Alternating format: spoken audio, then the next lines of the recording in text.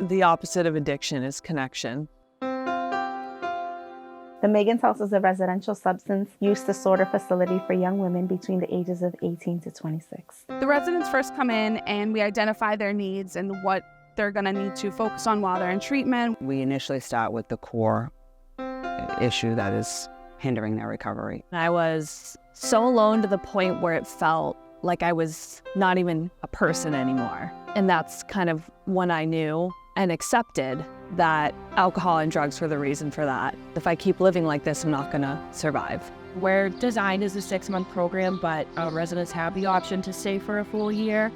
And so a resident coming in their first day, their first week, seeing someone that doesn't have to be here, they're choosing to be here, really speaks for itself. What makes a safe space is its people, and this was absolutely the case at Megan's House. The patience and guidance of the staff carried me through my journey in early recovery. I've been here since we opened. I've been at Megan's House for almost 7 years.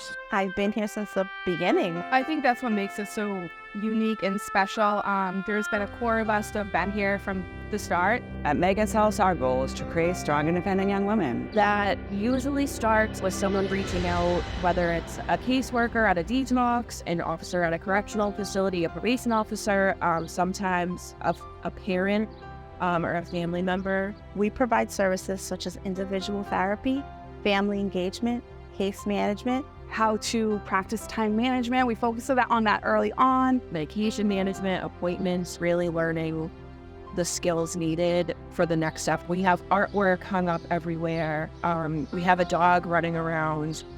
We have community meal every night. I also provide EMDR for residents who have significant trauma. It's just a form of therapy to help them kind of separate memories from emotions. We have hard days for sure, but watching their growth and watching their success and how far they've come, they're usually a completely different person at the end of the treatment process. I have the privilege of not only working just with the residents, but with their families. And I do think it's important to say that family is not always biological. Now I have an amazing relationship with my family, every single member of my family. Two things that brought that back together is trust and honesty. Two things that are not present in addiction, but are present in Megan's House. It's amazing to see the whole process in itself, but to me, the most monumental moment is when we're all sitting in this exact room celebrating graduations.